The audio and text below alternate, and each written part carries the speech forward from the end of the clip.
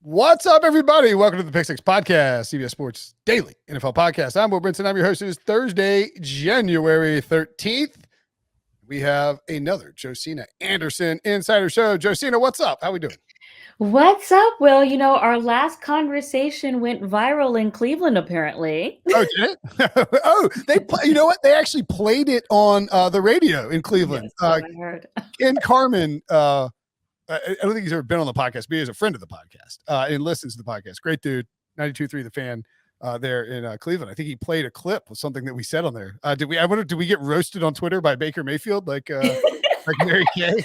No, we didn't. We didn't get roasted. And again, Baker, I understand you having frustrations and things like that.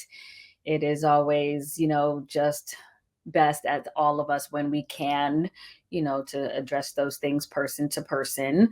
So never going to be, an advocate of that, but nonetheless, I understand because we in the media also have our own comments that we do on Twitter, but guess what I'm saying is difficult to see.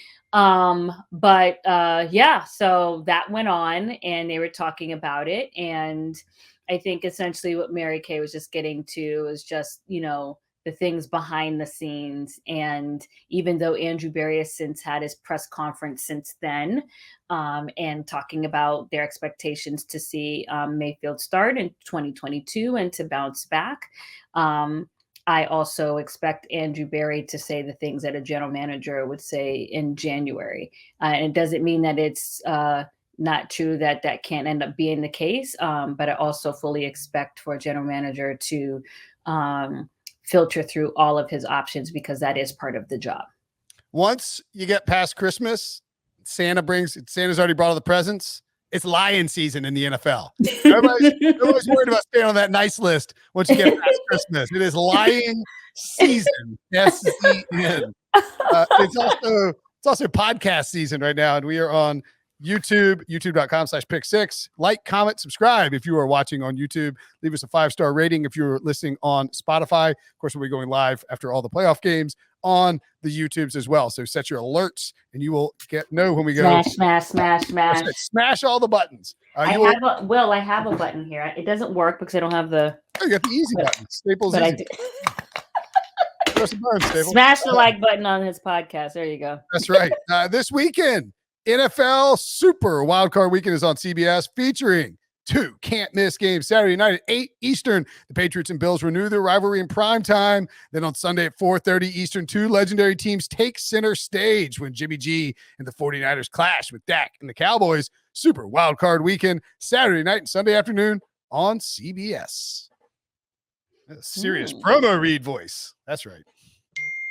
Yes, I just did a hit on CBS HQ where the anchor had to say super. So I know you guys have to say super. So good job, Will. I was going to make fun of super, and then I got tased by the higher ups. Tased and hazed for not properly describing Super Wildcard Weekend. All right, let's dive into NFL. You mentioned it's Lion season. It's also interview season because there's lots of vacancies. We have 5 vacancies. We will get to team by team stuff, but you have some specific reporting you've done in recent days on a couple of candidates that we want to touch on. Namely, the Broncos are going to interview Lions defensive coordinator Aaron Glenn. What's the buzz with Aaron Glenn there? And is he do we think he's a legitimate candidate there in Denver? So that interview is started at 1:00 today Eastern time. The general manager from the Broncos flying in town to do that interview in Detroit. At the time I was talking to my league source, and we're not sure who else was going to participate in the meeting. I can tell you that it's my understanding that Aaron Glenn is treating the interview as it being a serious interview. Thus, he wouldn't have done it. I know that there have been talks around Twitter as to people's opinions to that end. But nonetheless, a lot of times after these interviews, I wait to talk to the people involved and then to get their feedback as to how they, think that it went. I do think that there's a lot of talk about their affinity in Denver for Dan Quinn. And, so, we will see. There's certainly talk, not with regards to the candidate that we're talking about, but in league circles with regards to their impressions of how serious, they are through this, through this process. And I don't even know if serious is the right word, but meaning that I guess there's impressions that they, kind of already have, who they want in mind, which is not unusual. Sure. So the other one is Leslie Frazier, the Buffalo Bills defensive coordinator. Yeah, I'll be honest. Oh, okay, great. Never mind. Okay, he is 62 years old. I was looking at his Pro Football Reference, because they have the coaching stats on there. He went 21, 32, and 1 in 4 years with Minnesota, 10 and 6 one season. After he's actually the interim coach in 2010. Went 3 and 3. They struggled the next year, and then started to turn around. Was fired after just 4 years. But it was like he was like 54 at the time, and I was like, he's 54. That seems much younger than I would have guessed. Oh, yeah, yes. He was 54 when he was coaching the Vikings. At the time, Will, at the time. Look, I think Leslie Frazier is a really interesting candidate. And you reported, Josina, that he is interviewing with the Dolphins. He's also going to interview with the Bears, apparently. He is a guy who's, along with Sean McDermott, has helped to turn this Buffalo defense into a consistently top-tier unit. Really the only time that they've been bad like under his watch is 2020. It was just sort of a weird year all around for everybody. Yeah, and the unique thing for Leslie Frazier's interviews is that because the Bills play on Saturday, the coaches that have interest that play on Saturday, along with the teams of the coach or the coaches of the teams that have the bye, can interview this week. And or obviously, if you're just not in the playoffs, clearly you can do that too, like Brian Flores, right? You can, or we can interview Will if they right, you can interview whoever you want. Yeah, if they want to interview us, we could be the head coach Absolutely. of the. And I will do that. I will absolutely coach an NFL team for several $1 million. I don't know how that would look. And you can fire me halfway through my first season. I don't care. And still make $15 million. Right. We'll get to the Giants when you want to. Anybody who is offering to have us chill and drink lemonade and sweet tea on Sundays to do nothing, we will accept all offers. Yeah, that's right. Yeah. You want to hire me? Give me a 4-year contract and fire me the next day. I have no problem with that. You can catch me on the golf course. So you're right. I've retired from coaching permanently, and I am golfing now. There you go. And I think that it's also really good because Sean McDermott made sure, I don't know when the quote came out, but he made sure to say that this is Leslie Frazier's defense. This is not my defense. And I thought that was very good and nice of him. And accurate of him to say in the press. And then I think the other thing that's really interesting about Leslie Frazier's case, not, especially with the Bears, obviously being a part of that organization too, is that if you go back and you look at last year, I believe it came down to he and David Culley as the finalists for the job in Houston. And he did not get the job in Houston. They went with Culley. And at the time, for Leslie Frazier, kind of, hearing the results of that search while he was still in town was, I think I can go ahead and say it was a very, very difficult. And it's just interesting how, things, work out and play out. But ultimately, I think that, as the conversations are happening, that what was best for Leslie played out was what was best for Leslie, and what was best for David Culley is working out for him relative to what his circumstance and path has been to trying to become a head coach. And so there you are. But you cannot ignore the defense and the status of the defense under Leslie Frazier, particularly what it was before he got there. The other thing too is that with these jobs, New York, Chicago, Miami, I mean, you're talking about spots where I think it might be beneficial. And I said this when we were ranking the hirings. And I don't want to say that, like, I don't want to be the guy, like, I don't want to be like, they should hire a retread or like, run it back with somebody who didn't work with another team. But I do think that there is the case to be made that some of these places, I mean, New York specifically, more than anybody, like, need some stability. and you need somebody who's done it before. So you're not like Joe Judge was learning how to be a head coach on the fly in the New York market with a GM who was under fire already and a lack of talent on the roster. That is a bad spot to be in. You're going to make mistakes. You're going to look like a clown show. I mean, you can really go on and on and on and on when you peel back the layers of the New York Giants. I mean, It is just so much there that consistently doesn't make sense. Yes, correct. And especially, you know what? Let's dive in on the Giants. Yeah. Yes. I would say, go ahead, please. What I was saying, since we're just talking Giants, I'm going to flip the rundown. Sorry for that, Nada, as you're wondering what is the matter with Brinson here as he's looking for Giants GM opening, of course, and the head coach opening now that Joe Judge has been fired. I think the GM opening is extremely interesting here in New York because of a couple of reasons. One, you're following Dave Gettleman. Guess what? That's going to make you popular. No matter what you do, you're not Dave Gettleman. And I know that sounds insane and kind of crass and rude, but it's true. Like, not being Dave Gettleman is going to make you popular. You're also going to be able to pick your own head coach. I think that's the way the Giants are going to do it, barring a Jim Harbaugh coming to town, somebody with enough cachet to say, no, I want this guy to be my GM. Mm-hmm. Some of the names that they've interviewed: Rand Carthen, 49ers Director of Player Personnel; Ryan Cowden, Titans VP of Player Personnel. I think Jonathan Jones may have reported that first. Who had the connection to Joe Judge?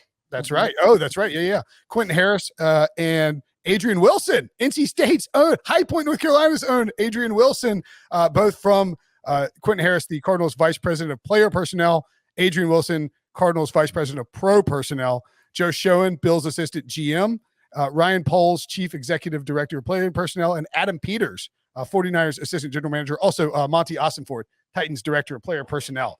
I think these are names that are probably not on the radar in a big way for some of these teams, just for like the general fan. But these are some good names that the Giants are actually looking at. They said they were not going to go in-house with Kevin Abrams, and, getting away from what has not worked with the Giants is probably smart. Like, you need some new blood in New York to try and come in and take over, right? And run that organization, I think. So a couple of things. One, just peeling it back. Okay. So they made their general manager switch after they were 11-5 and going from Jerry Reese to Dave Gettleman. Okay. That is the last time that they were double digits since that switch. Actually, I think that, because I was looking at this too. Mm-hmm.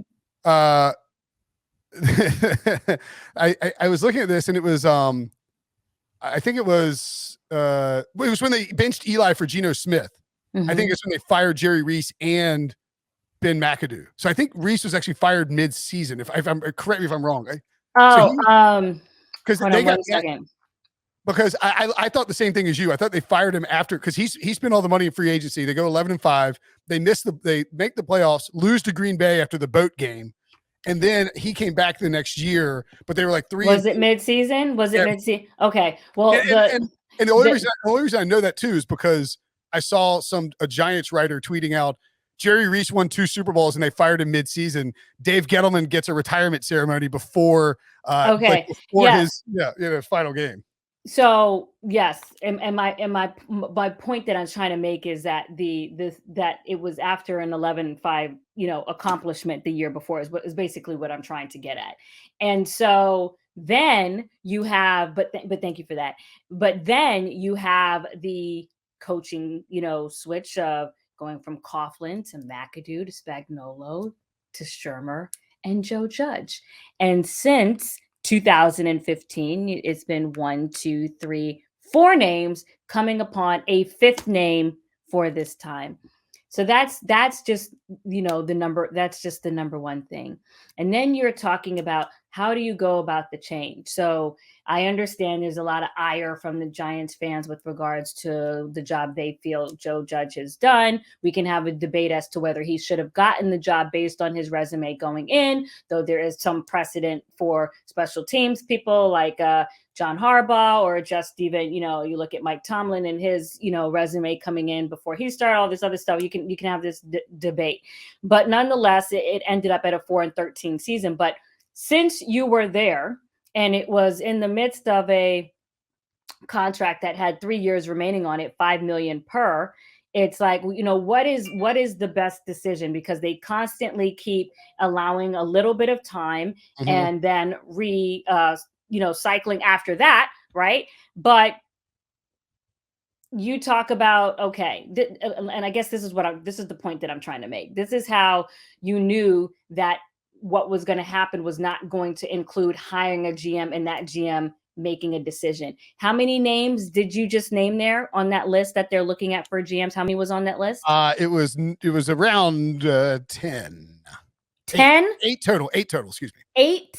8? So Will, if I asked you, if that, let's just go through the thinking that was out there. And every time I kept hearing this, I was shaking my head. I'm like, that's not the case. How long do you think it would take to get through 8 GM interviews? Just roughly. Just roughly. Like the absolute fastest you could do it, if you are if let's say all these guys are out of the playoffs, I think you give a day to each one, right? You're not banging these out in like 3 days, are you? I mean, at best, if we wanted to go on the fast end, let's just say if you're turboing through this, though the Giants are the team not to turbo through this, would be 4 days, 2 a day, right? That's probably, I think that works. At best, that's what you're doing, though that's not what I think you should be doing, right? And I think that these candidates should be getting, that's another complaint I'm hearing out on the cycle right now, as far as not feeling like you have enough time, to really fully prepare like you would want to, particularly from coaching candidates out there. But if you were to do, so you're already behind because you're waiting to make this decision on Joe Judge. Then you have 8 candidates per what you're telling me, Will, a minimum of 4, most likely at a week. And that's not even including, Will, the second round of interviews. Correct. For your finalists. Wait a minute. Then naming your candidate. And by the way, Will, are you hiring your coach the day that you sign the GM? No. So then that means you're another week and a half to 2 weeks behind, which if you're trying to get your perfect combination never made sense. So everybody that was saying, oh, well, this is not it because, the GM is going to decide. No, that timeline never made sense. It was either he was in or he was out. Yep, absolutely. You can't. And the Giants, I think, in what you were saying too about how they like the timing of these contracts too, like the Giants. So that when the Giants fired Jerry Reed, like they kept having these overlapping GMs and coaches, and you need to like not just for the synchronicity, I guess. I don't know what word I'm looking for. Like you want the guys to be on the same page. You don't want to be bringing in coach and then fire the GM. The only thing that I think that I know that was being considered, and I think is if you're already, and this is Giants fans will kill me, but if you're already in the boat of Joe Judge, right? That's why I keep putting, it's a different conversation as to whether he should be in the boat, right. But given that he's in the boat, and you still can have miraculous turnarounds. There was once upon a time when the Giants players, the Osi Umenyuras, the Justin Tucks, the Michael Strahans were not pro Coughlin. Did not like Tom Coughlin at all. And they had to have, and they had a GM change, I believe it was 2006 or something like that. And then Coughlin represented his case and they ended up staying with all this other stuff. So they've been that round. And although the records were better at that point than what we see with Joe Judge now, but it's also a different pool of talent at the time via what the GM situation was. So that's all, you can go there. But my point is that I feel like it was a viable consideration to bring in a GM and not go for a coach the first year. And hear me out here, because the thinking is that you're not winning the Super Bowl anyways the next year. You're most likely not even going to be in the playoffs. So if you're really trying to find a good GM candidate and not trying to rush as they've done, spend your time on really, really, really making sure that you have the GM that you want. Let him use the year to assess everything And then the following year come back and say, okay, now we're going into it with time with the coaching search instead of everyone rushing and racing against one another. Huh? Well, and it gives you, as a GM, it's sort of like when a head coach inherits the old coach's young quarterback. It gives you sort of a free pass where you can have that year, you struggle and you're like, sorry, Joe, but you knew this was coming. I do think, though, that I think what happened with the Giants is they got enough candidates of this like 8 list who sort of either through back channels or maybe explicitly said it for some of them, like, look, I'm not going to take this job if the coach is already, I don't, if the coach is in place. I think that, plus the fans reacting and the way that the final 2 weeks of the season went down, it just was too much. So let me ask you this: what do you see a particular direction for the Giants? So one, I just want to just kind of what you were just saying right there. And then yes, to answer your question, as far as some of the reasons that you're seeing, I think there's always a measure of back channeling because, right, that's just what happens in the NFL to kind of figure out.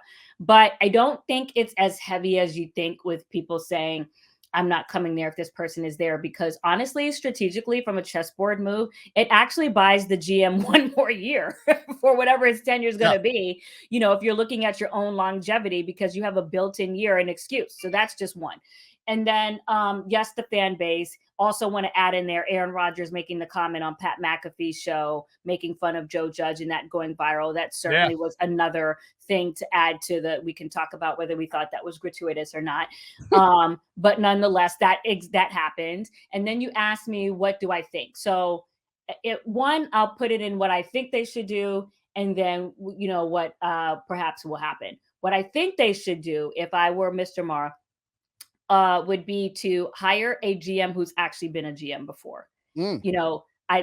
Someone on another team was suggesting to me John Dorsey, and they were really making a case for Dorsey because of his history of bringing in talent that actually, really worked out to be good talent. And it's very hard to argue when you really dive into his resume with that of what John Dorsey's ability to do that has been.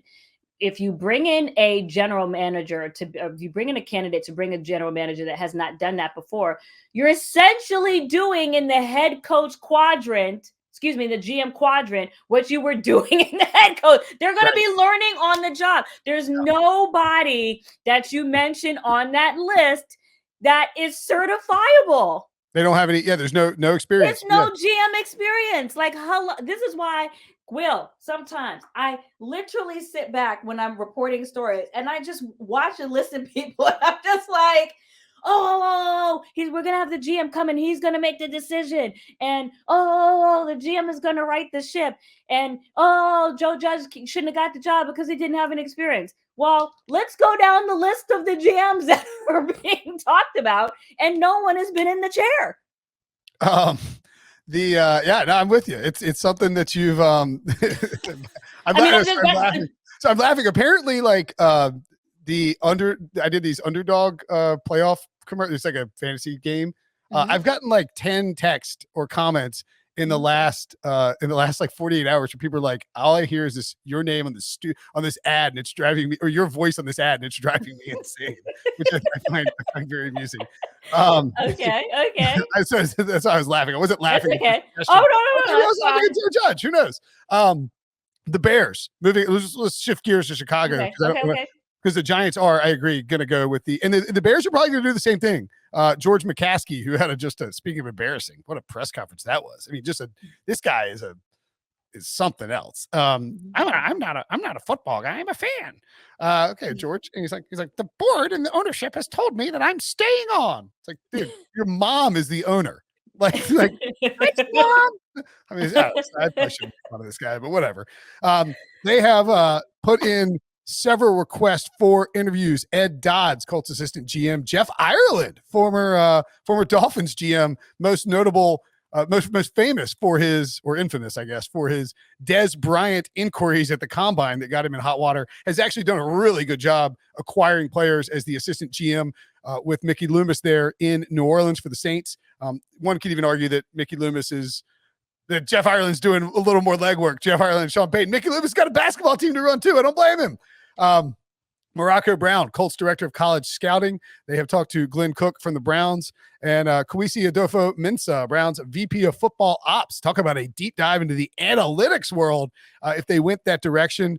They have also, so it's weird, Josina, because the Bears are like, we're going to hire a GM first, and then that GM will hire the coach. But they're also like already interviewing coaches. So I don't think the Bears know what they're doing. They've interviewed Doug Peterson. They've requested Dan Quinn, Byron Leftwich of the Bucks, offensive coordinator, Nathaniel Hackett of the OC from the Packers, the aforementioned Leslie Frazier we talked about, Matt Eberflus, Colts defensive coordinator, Brian Dable, Bills OC, and Todd Bowles, Bucks DC. What direction do you see the Bears, or what are you hearing about Chicago, if anything? Well, to go back to what you were just saying in the midst of announcing all those names, I think, the clarification is that they'll announce the GM first. Right. Not necessarily that they will wait to do everything in succession. As far as the direction, I just think that they are, I think all of the people that they're interviewing, they find to be quality candidates. They're just trying to find synergy with the interviewee, and that interviewee being in alignment with the GM that they would like to bring in. I don't think that there is necessarily any big leaning offense to defense. It's just that if it's a defensive candidate, that they have to present a strong plan for how they plan to deal with, and bring along Justin Fields. That has been the Achilles heels of some of these defensive candidates, just really or are just non-offensive candidates, Joe Judge in particular, either not being able to work with the OC that they want and or not having one that is just very innovative and can bring that unit along. It sunk Todd Bowles in with the Jets. Yep. Obviously, you can talk about the Jason Garrett, Joe Judge synergy or lack thereof, and on and on and on and on and on and on. But I really just believe it's who they walk away with feeling the most confident in. I don't sense a lean one way or the other. It's just, how what the impression is after these kind of rapid interviews that everyone is doing. And to that end, I still every year advocate that I think there should be a quote unquote coaching season that should last, coaching interview season that should just last in the 3 weeks between the conclusion of Super Bowl and the combine. And that way everyone is, interviewing on equal footing and doesn't have their attention split between trying to prepare game plans. And now all of a sudden I'm supposed to be like, that's what Aaron Glenn is doing. Now all of a sudden he's supposed to be an expert on the Broncos today. Right. It's like, you know what I mean? I've been coaching the Lions for, I know you guys beat us really badly, but other than that, I don't really know a whole lot. Right. Or Leslie Frazier, who was in the middle of preparing for a Saturday game, no less, and then has to turn around right after the next day and then, talk to the teams that he's talking to. A Saturday game that, by the way, is on CBS Sports. For a super Saturday game on CBS. All right, let's take a quick break, and when we come back, we will talk about the other coaching openings. The Broncos, as we talked about, are looking into a bunch of names. No surprise, we mentioned Aaron Glenn, Lions defensive coordinator, Eric Bieniemy, former Colorado Buffs legend, getting a look there. Brian Callahan, Bengals OC, Jonathan Gannon, Eagles DC, Luke Getsy, and Nathaniel Hackett, as Brady Quinn and I talked about. You're like, what? Luke Getsy? Why? Oh, right. The Broncos want to get Aaron Rodgers. So they've got multiple guys from his offensive staff coming in for interviews to at least, if they're not hiring Luke Getsy, they're at least going to find out if Aaron Rodgers wants out of Green Bay by interviewing him and Nathaniel Hackett. Gerard Mayo, Pat's inside linebacker coach. This is how you know you're getting old, when Gerard Mayo, Kellen Moore are getting interviews. Like I covered these guys in the league. Kevin O'Connell and Rams OC and Dan Quinn, Cowboys DC. Is for Denver, they have George Patton in there as the GM. He's making his first hire as a coach. There's an ownership change expected, and I think I saw somewhere that John Elway, obviously, is in one of the potential ownership groups, and Peyton Manning is in the other. So, I mean, what a competition that is. Do you think that how much is the ownership going to factor in here for maybe a highly coveted coach?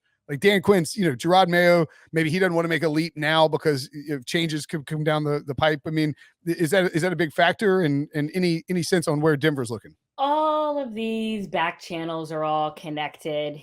People talk behind the scenes, get their input, involved where it need be, but ultimately, can't necessarily wait for a changing of the guard to obviously put people in place. But I do believe back channels will be heard. So just to answer that question.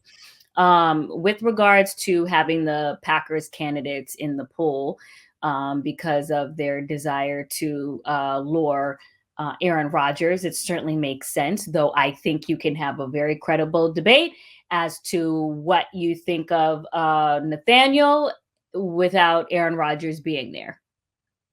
I think that is a perfectly reasonable way to put I that. mean,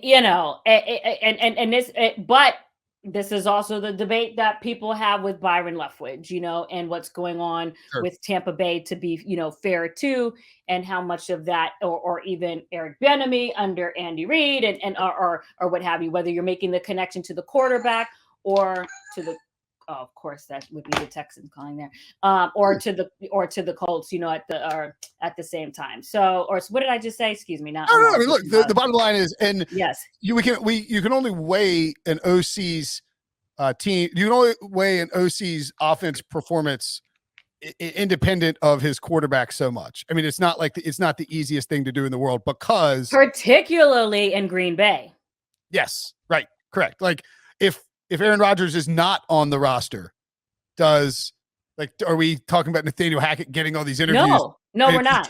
After no, Jordan this Love is not. It's literally not a question. We're not. Right, exactly. Do you know what I'm saying? So yeah, or we're not, at least to this extent. And it's not to say that he's not a good coach, but these interviews are going to the people who are the hottest at the time, and it's not even necessarily a reflection of who's good. There are a ton of great coaches that don't even get these looks because they're not hot. Okay, so breaking news happens on the podcast. Sausage gets made. Josina gets. You even said, and in fact, Nada, make sure you leave in the part where Joe says that's the Texans, because that's the Texans again. Go ahead. It's okay. That's all right. Go ahead. The Texans fired David Culley. Josina would have found out on the podcast. Sausage made, etc. But you can listen to the timestamp on the podcast and figure it out. Are you surprised that they fired David Culley? Given 1 year, he never really had a chance there. No, well, look, they have, first of all, high admiration, appreciation, for David Culley. I wouldn't be surprised if they offered him a position still within the organization to stay. That's how much they like. And he's just really a good person. I can't sit here and say I've watched a whole bunch of Texans games to really know, about how the games have unfolded. But based on the fact that I said on the CBS HQ an hour ago, that I still kept not hearing a definitive yes.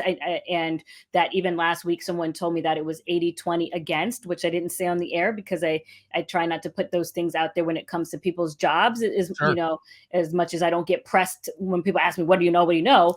But I basically could see it coming. And then I also thought that his fate rested on how much the options through back channels that they were hearing, could potentially be a replacement.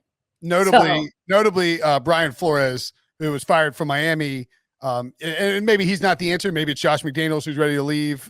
Whatever it is, you think there might be some Patriots connections. Absolutely. There's 100% that there have been, dalliances in trying to figure out the Josh McDaniels situation. That is true. Obviously, Brian Flores, as you mentioned, some of the other coaches that are out there, whether Josh or Flores is happening or not. And obviously I haven't been able to get to my phone, but I was just looking at the names that people that I thought would consider taking the job based on who's out there. Byron Leftwich, Mike McDaniel from the 49ers, Kellen Moore, Vance Joseph, of some of the names that are out there as far as the Houston opening.